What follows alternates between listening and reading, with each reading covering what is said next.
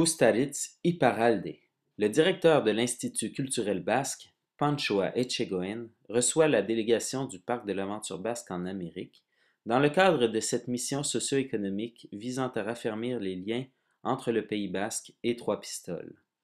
À travers un parcours de quelques jours très chargé, la délégation rencontrera plusieurs partenaires basques qui sont unanimes quant à leur intention de réaliser des projets avec le Québec.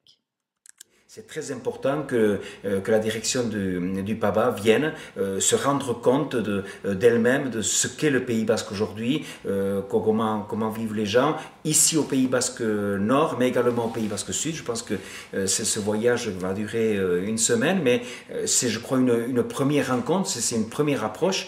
Bon, j'espère qu'il y aura d'autres rencontres aussi, afin qu'on puisse développer de vrais échanges entre ici le Pays basque et le Québec. Certes, c'est important qu'on puisse aider, par exemple, à ce que des artistes d'ici aillent se produire là-bas, par exemple l'été, comme vous le faites lors du rendez-vous basque.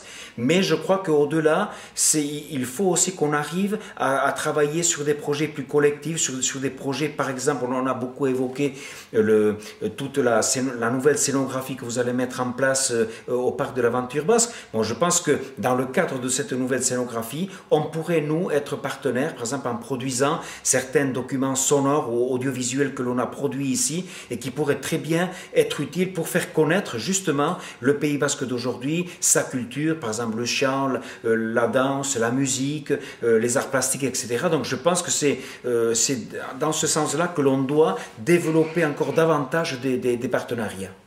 L'Institut culturel basque existe depuis 20 ans. Il est basé ici au Pays basque Nord, donc il travaille particulièrement avec les associations et les artistes qui œuvrent autour de la langue et de la culture basque. On a aussi des relations avec le Pays basque Sud et on a certaines conventions aussi, par exemple avec le gouvernement basque. Mais autrement, notre objectif, c'est d'aider. On a à peu près 110 associations dans différents domaines artistiques ou par exemple dans le domaine du patrimoine qui sont membres de l'Institut culturel basque. Donc on est là pour les aider dans le quotidien, pour les accompagner dans leurs projets culturels. Et nous-mêmes, en tant qu'Institut culturel basque, on a aussi des actions propres, certains projets pluriannuels.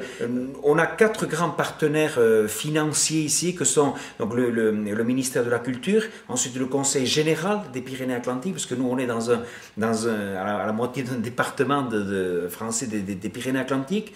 Ensuite on a la région Aquitaine, et ensuite aussi les communes du Pays basque qui soutiennent donc les activités de l'Institut culturel basque. Et ensuite, comme je vous ai dit, on a aussi certains partenariats ponctuels avec le gouvernement basque ou avec certaines institutions du Pays basque Sud. Je dirais un territoire relativement petit quand même, puisqu'on est à environ 260 000 habitants ici, et sur ces 260 000, il y a environ entre 25 et 30% de gens qui sont bilingues, donc qui parlent le basque et le français. Bon, dans un petit territoire comme le Pays basque français ici, il y a très peu d'institutions comme nous à l'échelle par exemple de la France. Surfalariz betea, 10 urten burian, eien buruari pentsatzen dute, eta beste batzuk mundu guzian bezala. La délégation poursuit son chemin vers Ainoa, où le maire Henri Daguerre se confiera sur les expériences de partenariat tentées dans le passé, tout en démontrant un intérêt pour de nouvelles tentatives.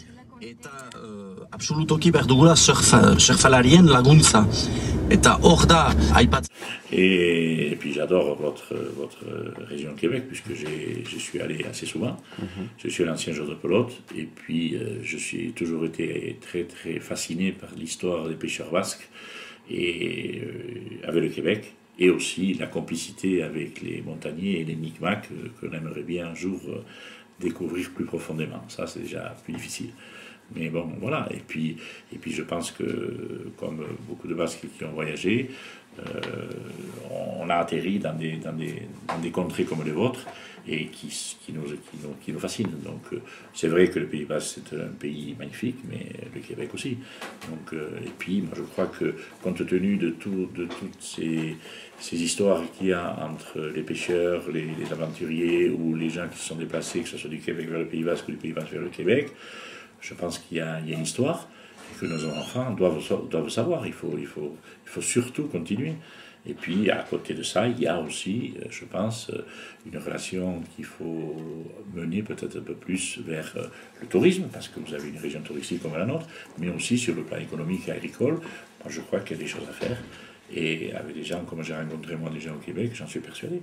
Le tout, c'est de trouver comment le faire, parce qu'on démarre, mais on finit jamais. On s'arrête à la simplicité de dire ah oui c'est bien, j'ai rencontré tel maire, moi j'ai tenté avec 2 maires de chez vous, et c'est pas évident d'avoir un suivi. Donc je crois qu'aujourd'hui c'est bien que vous soyez là, puis en plus moi j'ai confiance dans la jeunesse, donc c'est bien, et il faut créer quelque chose, mais quelque chose de sérieux et profond. Et à partir de cette création, moi j'ai des politiques ici qui vont suivre, c'est sûr. Les politiciens, d'accord. Ouais. Bon, que ce soit la région Aquitaine, que ce soit le Pays Basque, que ce soit le Pays Basque du Sud, l'autonome, viendront, mais il faut faire un projet sérieux qui comprend tourisme, économie, agriculture, pêche, pourquoi pas ne pas réétudier la question de la pêche. On est en crise en Europe dans la pêche, pourquoi pas.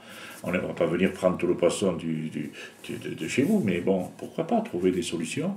Et puis je pense que cet échange peut aboutir pour vous, je dis même, à des résultats économiques très sérieux. Et je pense que je parle par exemple sur le plan touristique, je peux vous dire qu'ici, il y a 80% des Basques qui ne connaissent pas votre région. Et c'est une lacune, mais alors vraiment une lacune grave. Et il y a un intérêt chez les Basques pour connaître. Mais bien sûr, moi, les Basques sont toujours très friands de savoir ce qu'ont fait leurs ancêtres. On sait que ça a été, vous savez, c'est pas Christophe Colomb qui a découvert l'Amérique, c'est le Basque. Hein. Faut le savoir, hein. Les marins, c'était des marins basques, hein, sans chauvinisme. Hein. Donc bon, il y a toute une histoire, et que nos enfants apprennent à l'école, et nos petits-enfants vont peut-être nous poser la question demain. Donc je pense que, et en plus, si on arrive à faire des échanges économiques, agricoles et touristiques, et puis ça sera formidable. Oui, non, nous sommes des élus ici, nous avons la chance d'avoir des élus avec qui on peut travailler, qu'ils soient de différentes tendances politiques, hein, parce que dans ces cas-là, on travaille tous ensemble, et je peux vous dire qu'il y a des choses à faire. Mais eux aussi, ils iront que s'il y a une contrepartie chez vous. On ne va pas aller pour se faire plaisir, non. Il faut que tout le monde soit dans la même assiette et qu'on travaille ensemble. Et je pense que c'est possible. Je crois que c'est tout simplement une question de vouloir.